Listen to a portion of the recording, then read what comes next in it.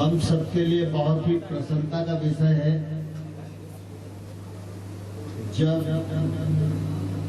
देश में नरेंद्र मोदी जी के नेतृत्व में आज भारतीय जनता पार्टी के सरकार के 8 साल पूरे हो रहे हैं। 8 साल नरेंद्र मोदी जी के नेतृत्व में देश में परिवर्तन लाने वाले हैं, देश को आगे बढ़ाने वाले हैं और इसलिए अपने क्षेत्र की जनता जनार्दन की ओर से प्रधानमंत्री नरेंद्र मोदी जी को भी मैं बहुत बहुत बधाई देता हूं और आप सब कार्यकर्ताओं को भी बहुत बहुत बधाई देता हूं। आप सब जानते हैं कि किसी भी नेता के जीवन में कोई सफलता आती है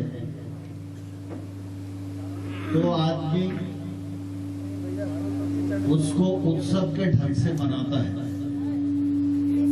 जैसे किसी के यहाँ सालगिरह हो तो आदमी क्या करता है, भजन कराता है, गीत संगीत कराता है, कथा बात्रा कराता है, लोगों को बुलाता है, भोजन कराता है, बधाइयां लेता है, माला पहनता है। लेकिन नरेंद्र मोदी जी ऐसे बिरले नेताओं में से हैं जिनको आज तक आपने 8 साल में कभी भी टीवी पर होली दिवाली अपने घर में मनाते हुए नहीं देखा होगा। देखा है कि किसी ने? बताओ। दीपावली के दिन हमारे प्रधानमंत्री बॉर्डर पर मिलिट्री के सैनिकों के साथ दिवाली मनाने जाते हैं। ऐसा कोई प्रधानमंत्री आज तक हुआ है नहीं। और आज जब 8 साल पूरे हो रहे तो 8 साल पूरे होने पर कोई रंगारंग कार्यक्रम नहीं है। आज प्रधानमंत्री जी ने 8 साल को एक नई योजना के साथ मनाया। अभी 10:30 बजे कोरोना का संकट था ना, कोरोना के संकट के समय में बहुत सारे लोग ऐसे हैं जो स्वर्ग सिधार गए, लेकिन किसी का बेटा बेटी 4 साल का है, किसी का 5 साल का है, किसी का 8 साल का है, किसी का 10 साल का है। माता पिता दोनों ही चले जाए तो ऐसी स्थिति में बच्चे का क्या होगा हम सब अंदाज लगा सकते। अब इतनी छोटी आयु में बच्चा की परवरिश कौन करे? तो आज के दिन प्रधानमंत्री जी ने ऐसे देश में 4,500 बच्चे हैं, उन सबको गोद लिया और उनको पढ़ाने लिखाने और छात्रवृत्ति की योजना आज लॉन्च करी। 4,500 बच्चों को छात्रवृत्ति की पहली किस्त आज बटन दबा के उनके खातों में डालने का काम किया। हम लोग सब जानते हैं कि श्रवण कुमार की कथा को सब जानते हैं। श्रवण कुमार ने अपने माता पिता को कंधे पर रख के तीर्थ कराया।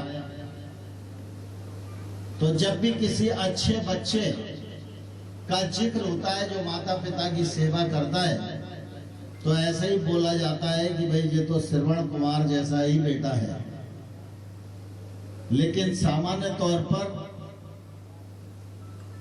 अब आने वाले कल में नरेंद्र मोदी जी की योजना के अनुसार अब हमेशा ये भी कहा जाएगा कि प्रधानमंत्री की भूमिका माता पिता जैसी हुई तो नरेंद्र मोदी जी की हुई और किसी प्रधानमंत्री की इस प्रकार की भूमिका नहीं है। मोदी जी जिंदाबाद जिंदाबाद जिंदाबाद माननीय नरेंद्र सिंह तोमर जिंदाबाद जिंदाबाद जिंदाबाद भारत माता की जय भारत माता की जय नरेंद्र तोमर जिंदाबाद। आज आप सब लोग भी महसूस कर रहे होंगे कि बात तो बहुत की जाती थी, लेकिन गैर बराबरी समाप्त करने की दिशा में कदम नहीं उठाया जाता और लगातार इस बात की कोशिश होती थी कि अमानत में खयानत कैसे की जाए, उसके लिए रास्ता कैसे ढूंढा जाए। आपको ध्यान है, राजीव गांधी प्रधानमंत्री थे तो उन्होंने एक बार कहा था कि हम 100 रुपए भेजते हैं, गांव जाते जाते 15 रह जाते हैं। लेकिन आज नरेंद्र मोदी जी 11.5 करोड़ किसानों को एक साल में 6,000 रुपया उसके अकाउंट में भेजते हैं। तो आज ये परिवर्तन हुआ है कि हम दावे के साथ कह सकते हैं कि दिल्ली से 6,000 भेजते हैं तो 6 के 6,000 किसान के खाते में जमा। कोई दलाल नहीं है, कोई बिचौलिया नहीं है। नहीं तो ये 6,000 रुपये विजयपुर तहसील में आ जाते तो 6,000 रुपए लेने में चप्पलें घिस जाती और फिर कितने मिलते कितने नहीं मिलते इसका कोई हिसाब नहीं था। इसी प्रकार से आप देखो कि गरीब के जीवन स्तर में बदलाव आए, गरीब को भी रहने के लिए अपना मकान मिले, इसके लिए प्रधानमंत्री आवास योजना बनी। आज गांव-गांव में आवास बनाए जा रहे हैं, आवास में शौचालय बनाए जा रहे हैं, आवास में बिजली का कनेक्शन दिया जा रहा है। क्या कर रहे हो यहाँ, क्या दिक्कत क्या है? आप छोड़ दो ना थोड़ा सा। गांव-गांव में शौचालय बनाए जा रहे हैं, सौभाग्य योजना के अंतर्गत बिजली का कनेक्शन दिया जा रहा है। हर गरीब के घर में रसोई गैस पर बने, इसके लिए उज्ज्वला योजना चलाई गई है। गरीब के जीवन स्तर में बदलाव आए, इसके लिए यह योजनाएं संचालित की जा रही हैं। खेती के क्षेत्र में भी किसान मुनाफे में आए, क्रॉप डाइवर्सिफिकेशन करें, महंगी फसलों की ओर जाए, टेक्नोलॉजी का उपयोग करें, कम पानी कम फर्टिलाइजर में खेती कर सके। इसके लिए वैकल्पिक नैनो यूरिया इजाद किया गया, सॉइल हेल्थ कार्ड गांव-गांव बांटे गए और खेती और किसानी को इतनी मदद दी जा रही है कि अगर अपने क्षेत्र का किसान इस दिशा में लाभ लेने की स्थिति में आए तो उसके जीवन में आमूलचूल परिवर्तन आ सकता है। अभी गुड्डू जादौन जी कह रहे थे कि हमारे यहाँ कॉलेज नहीं था, मॉडल स्कूल नहीं था, स्टेडियम नहीं था, सड़कें नहीं थी। यह बात सही है। मुझे भी ध्यान है 90 से पहले एक बार मैं इस विधानसभा क्षेत्र में 1 महीने के लिए आया था। उन पुराने लोगों में मैं समझता हूँ अब अशोक गर्ग है, ये उस समय पार्टी का काम करते थे। बाकी बहुत सारे लोग तो अब 85, 86, 87 के कालखंड के है नहीं। तो उस समय मैं लगभग 1 महीना इस विधानसभा में रहा था। ये विधानसभा का, श्योपुर विधानसभा का कोई ऐसा गांव नहीं था जो मैंने नहीं घूमा। तब कराल का क्षेत्र विजयपुर में आता था। तो कराल क्षेत्र में जब हम लोग 8-10 सभाएं करने के लिए रोज जाते थे तो मैं देखता था कि कराल क्षेत्र में जिस पानी को व्यक्ति चौपे को भी नहीं पिला सकता, वैसा पानी हमारे आदिवासी बहन बेटियां पोखर से भरकर और उसे छानकर मटके में रखती थी, उसी पानी को पीने के लिए मजबूर होती थी। चलने को सड़क तो सपने में भी नहीं सोच सकते थे। गांव में बिजली कभी आएगी ऐसा स्वप्न में भी नहीं सोचा जा सकता था। लेकिन मुझे प्रसन्नता है, जब मैं 2003 में भाजपा की सरकार बनी, मैं भी उस सरकार में मंत्री बना, तो श्योपुर जिला भी मेरे प्रभार के क्षेत्र का जिला था। तो जब मैं आया तो मुझे वो उस समय के गंदले पानी को पीने की बात याद थी। सड़क पर चलने में कैसी तकलीफ महसूस होती थी ये याद था। यही मई जून का महीना था, तो इस समय लोग कैसे जीवन यापन करते हैं ये ध्यान में आता था। तो जब प्रधानमंत्री ग्रामीण सड़क बनी तो मैं उस विभाग का मंत्री था। सबसे ज्यादा सड़क बनाने का काम अगर प्रदेश में कहीं हुआ तो सबसे ज्यादा गांव की सड़कें श्योपुर जिले में बनाई गई, विजयपुर क्षेत्र में बनाई गई। नहीं तो आप सबको मालूम है, एक जगह अगर आदमी को तेरही में और भागवत में जाना हो तो उस समय कोई सोच नहीं सकता था घंटे 2 घंटे में भागवत में नौता खा के आ जाएंगे। आज गांव गांव में सड़कों का जाल बिछा है। आज भी हम लोग जिस कार्यक्रम के लिए आने वाले थे, लेकिन पंचायती राज संस्था के चुनाव की घोषणा के बाद आचार संहिता लग गई, इसलिए सड़कों के भूमि पूजन का कार्यक्रम नहीं किया। लेकिन मुझे ध्यान है, जब मैं पहले 9 से 14 के बीच में सांसद था, उस समय भी सड़क की हालत खराब थी। तब मैं अटार घाट का पुल मुरैना में बनवाने की चेष्टा में लगा हुआ था। तो अटार घाट से लेकर टेट्रा और टेट्रा से लेकर विजयपुर और विजयपुर से लेकर धोबनी, मोहना, मोहना से रानी घाटी, रानी घाटी से भितरवार और भितरवार से शिवपुरी का सिरसौद, ये पूरा का पूरा लिंक एक ही पैकेज में मंजूर कराया था। लेकिन उसके बाद मैं यहाँ चुनाव लड़ा नहीं। ग्वालियर से मैं सांसद था, मुझे लगा ये पैंच तो बन ही रहा होगा, तो मैं जब भी ध्यान देता था तो मोहना से रानी घाटी, भितरवार और सिरसौद की तरफ, तो वो काम तो हो गया। लेकिन दुर्भाग्य से ये काम 5 साल पीछे पिछड़ गया। पता नहीं किन लोगों ने इसमें बाजी मारी। लेकिन जब मैं फिर यहाँ आया तो मैंने देखा कि ये सड़क तो बन गई होनी चाहिए थी, तो बनने के बाद टूट गई क्या? तो लोगों ने कहा कि आपके जाने के बाद बनी ही नहीं। तो फिर मैं पीछे लगा, तो केंद्र सरकार से CRF योजना के अंतर्गत यह 153 करोड़ रुपए की सड़क मंजूर भी हो गई है, इस पर काम भी शुरू हो गया है।